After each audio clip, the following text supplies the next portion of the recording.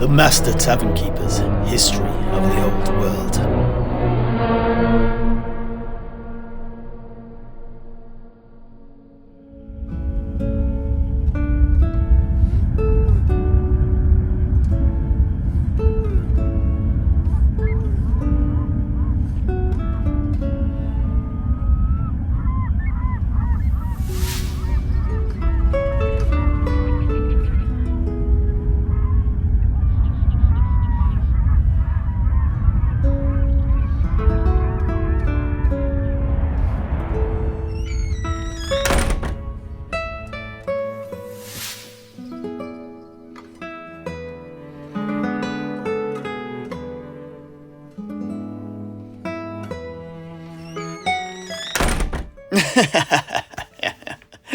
Well, Heinrich, I'd not expected that.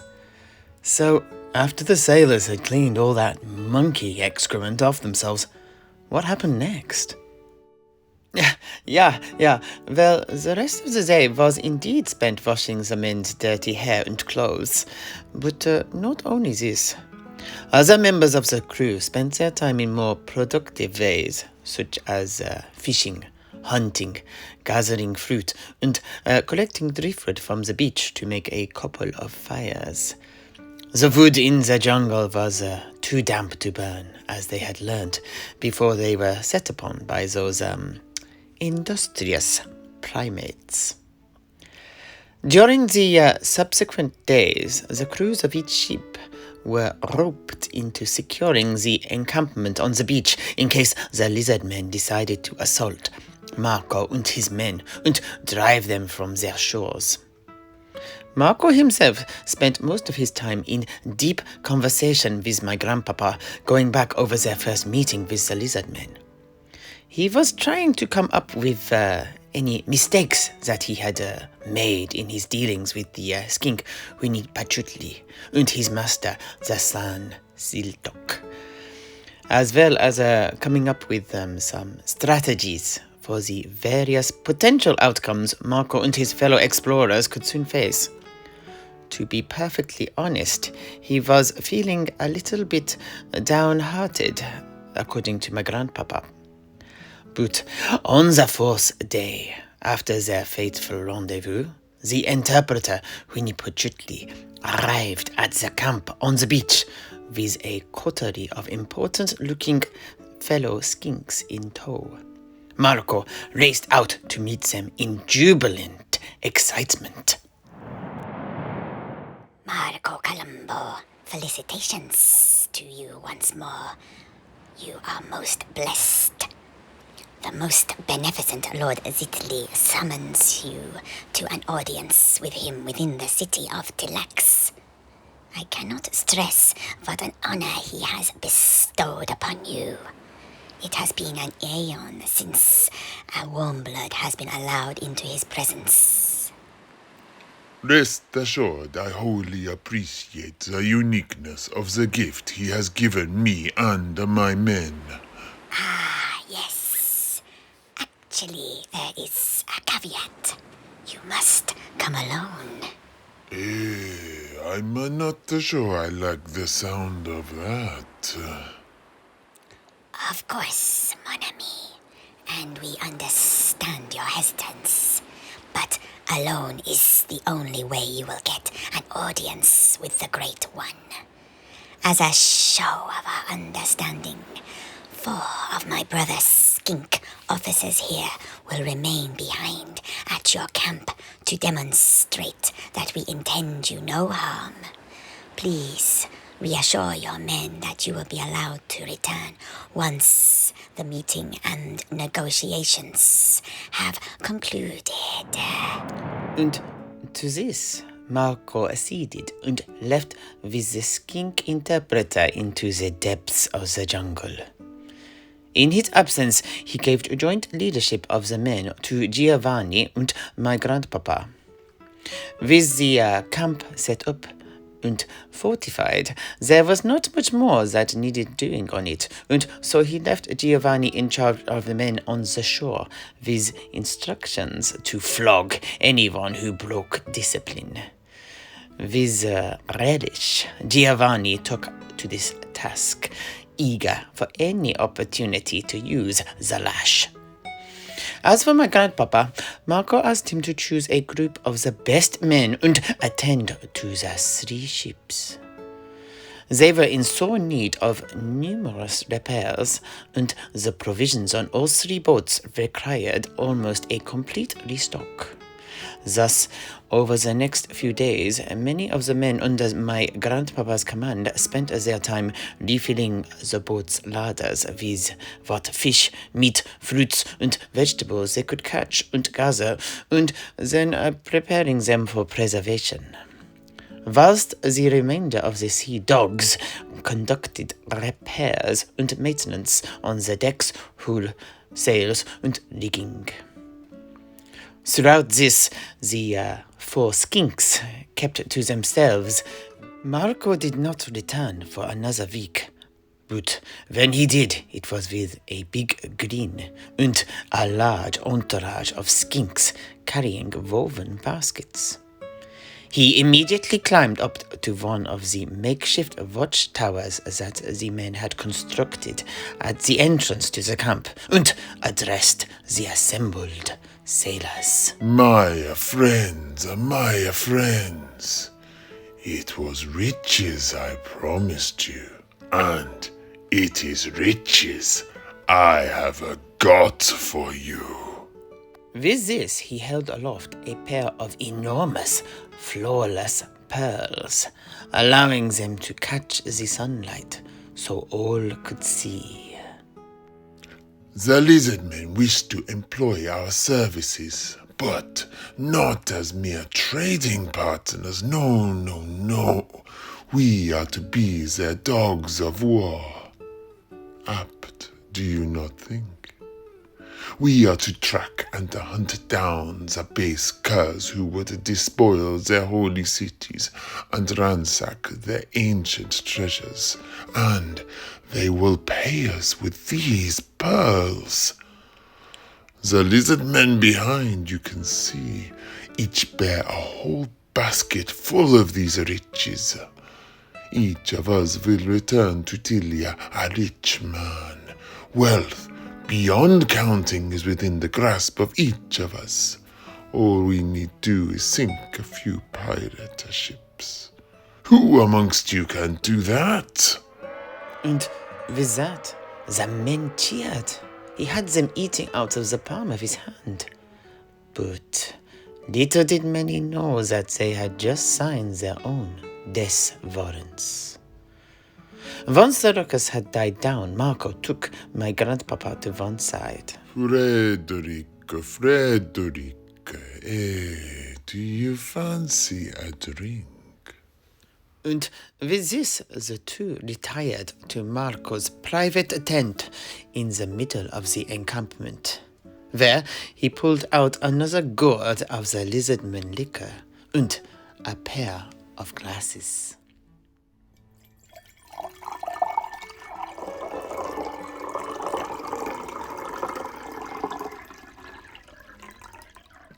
Beviamo alla nostra.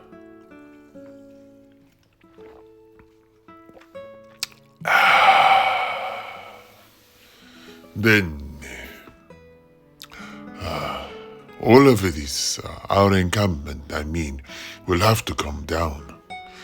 I have secured a far more defensible position.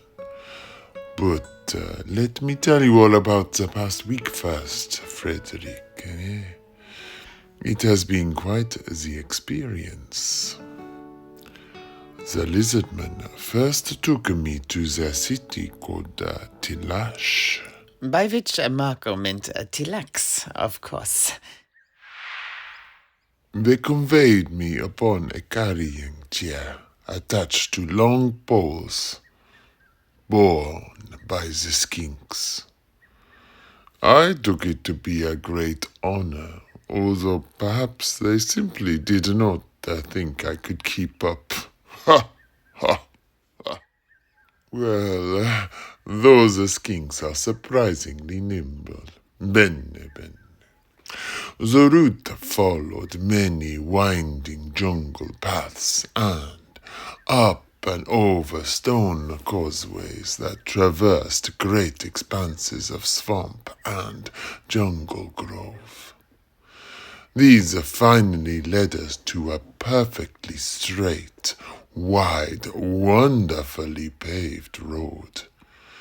It was flanked at regular intervals with ancient, lichen-encrusted statues carved in the form of grimacing lizard sphinxes and the terrifying visages of what resembled toads. After a long time, we finally entered a broad plaza that teemed with, I dare say, thousands of skinks, all engaged in all manner of activities. Obviously, as a stranger and a warm blood, as they call us, no less, I drew a lot of attention and aroused a great deal of interest. However, before I could cause too much disruption, I was quickly carried away across the broad paved concourse to one of the towering stepped pyramids that flanked it on 3 of its sides. The skink bearers carried me up countless steps until we reached the uppermost, flat the platform of the pyramid. From this lofty vantage point, I could see the entire city. It was breathtaking, if I'm to be honest. There were many smaller pyramids clustered around the larger ones, as well as terraces, tall obelisks, and rectangular pools beyond counting that glinted in the sun's light. And, as far as I could tell, every available surface on each of these was intricately carved and painted. Off to the side, I noticed a building was still under construction.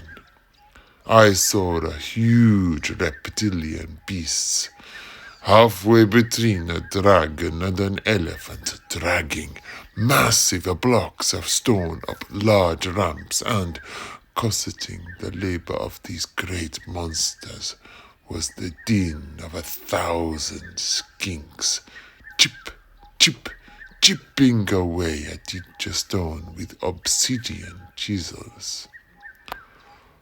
Suddenly, the smell of heady incense snaked and swirled upon the breeze and drew my attention back to my immediate locale. In front of me was a massive stone doorway which we were about to enter. Both the entrance and the short dark corridor we entered were guarded by terrifying rows of large battle-scarred Saurus, whom I would later learn were called Temple Guard. Every warrior bore a gigantic halberd and was clad in what appeared to be bronze and copper breastplates and greaves, each embossed with snarling lizard faces and enigmatic hieroglyphs. The corridor led to a long, wide room lit by sunlight that entered through the shafts that were cut into the ceiling. At the far end of the chamber, I dimly perceived an impressive creature enthroned upon a golden palanquin. The air between he and I seemed to thrum with power and energy. The palanquin hovered above a carved black plinth, which formed an island in the middle of a small rectangular pond. I could not tell if these waters were shallow or deep, or even if it was actually water or not some other quixotic liquid. There were more temple guards around the pool, and skinks bedecked in feather headdresses quietly attended to the central figure. Behind, ranks upon ranks of skinks bearing large leaf fans stood and created a constant undulating breeze that cooled what would have been otherwise an oppressively hot room. The skinks bearing my own chair brought me yet closer. As I neared, I could see that the great figure on the palanquin was another of the Slana major priests, except that this one was even bigger and more bloated than the Lord Sleedock, whom we had met at the ruins. I was set down before the powerful potentate, and he began to regard me with intense concentration, blinking first one eye and then the other. I began to feel dizzy and confused, and it was with a great deal of relief when the skinka interpreter Winnie Patchouli began to converse with his master and draw the Slan's attention away from me. The skink's introduction seemed to go on forever and was only punctuated with the occasional cursory cloak, blink, or the wafting of the Slan's fly whisk. I found it hard to look upon the Slan directly without my head starting to swim, and so I spent my time looking at the stone-faced temple guard and the elaborate decoration that covered the room. I saw wall paintings depicting glyphs, astral entities, giant lizard creatures, and what appeared to be maps of the heavens above us, as well as our world below. Eventually, Winnie Patchouli appeared to finish his introduction and directly addressed me. Lord Zitli welcomes you. I am honored to have been summoned and received by such a majestic and almighty prince and ruler of this strong and so prosperous city. Winnie Patchouli gave me a traditional Bretonian courtly bow in response. This was a good start. Then the rigmarole of exchanging diplomatic pleasantries continued for some considerable time, until I eventually grew impatient to move on to the real negotiations. I was eager to secure us a deal, so I once more took the same approach as I did at the ruins. Lord Zitli, I do not wish to encroach upon your precious time any more than is absolutely necessary. May I cut to the chase? I want to make you an offer you cannot possibly refuse. Winnie Patchouli paused for a moment, eyeing me wryly before apparently translating my words. The Slan appeared to take to my offer, though, if his expression was anything to go by. I continued with the details of my idea and what a fantastic service we could perform for a nation who apparently had no ships to guard their shores, but a lot of treasure that was attracting thieves from across the globe, much as a carcass in the open attracts scavengers and flies.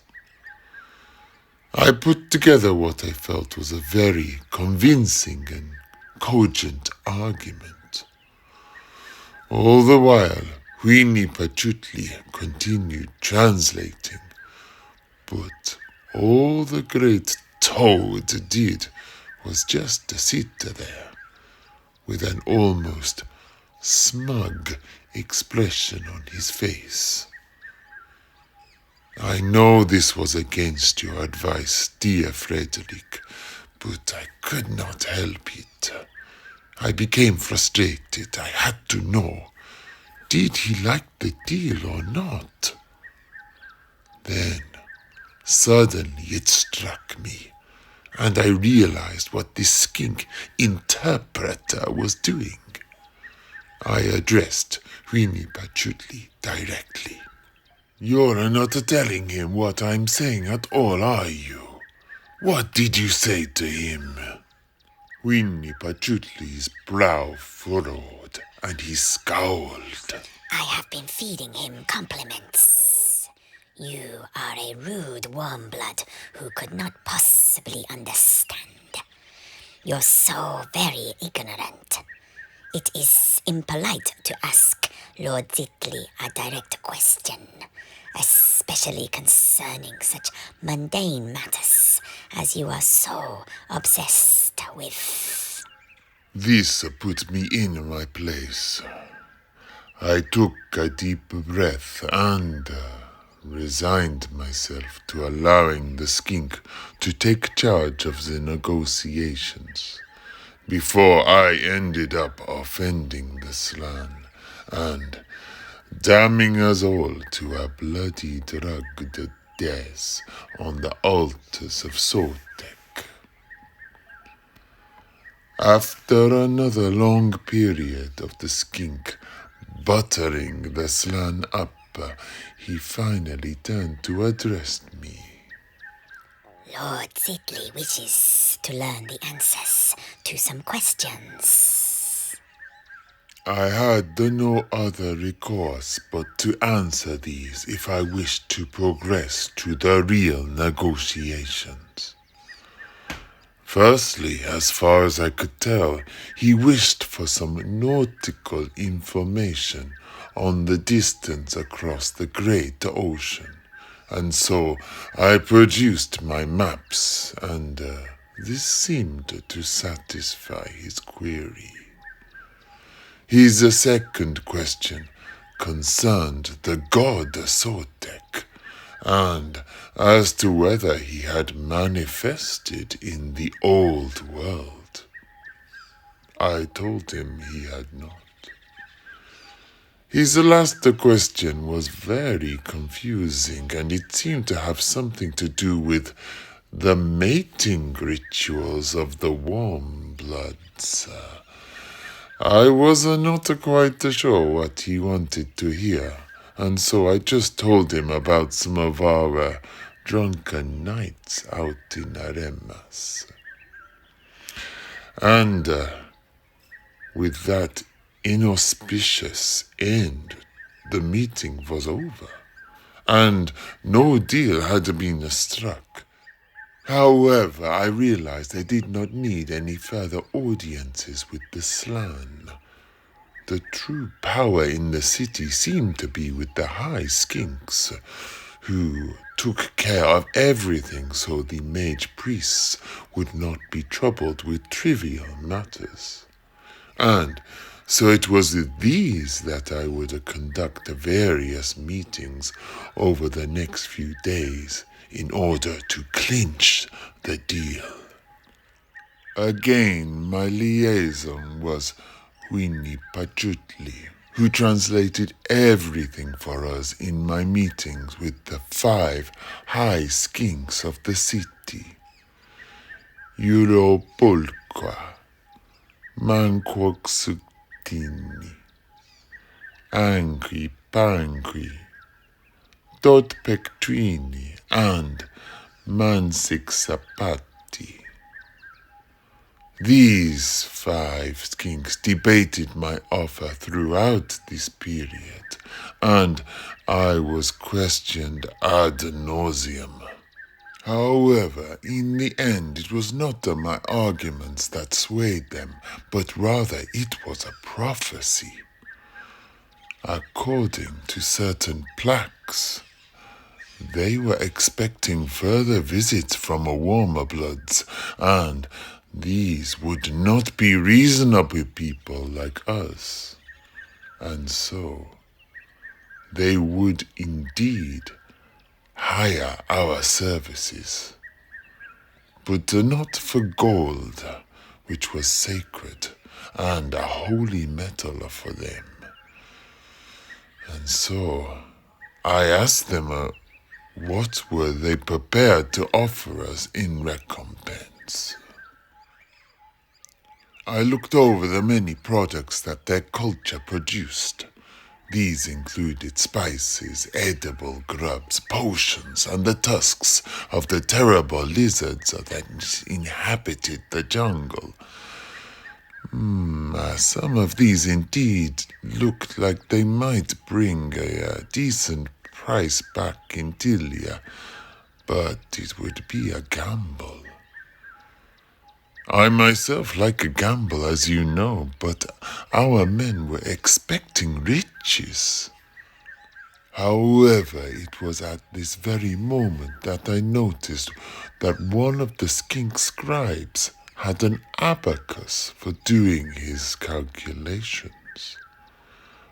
But as I looked closer, my eyes grew wide. I could not believe it. The beads on it were enormous, perfect pearls, even putting the renowned pearls of Sartosa to shame. I immediately turned to Huinipachutli. Have you got any more of these? The beads on the abacus? Yes, mountains of them. Freshwater clams were quite the delicacy for the lizard men, but it seemed that the pearls they contained were viewed as no better than the empty shell that housed them. I could not believe our luck. I quickly told them that they will do very nicely, and to my surprise they offered us as many as we wanted. I told them that if they threw in the spices and the potions too, they would have themselves a deal. They assented. Oh, and don't let the men know about the spices and the potions, though. That is just between you and me. Wink, wink, nudge, nudge. Say no more. Additionally, Huinipachutli said that we could use one of the small offshore islands as a base for our ships, and that they would provide us with food and to drink. After some more negotiating, payment was finally agreed.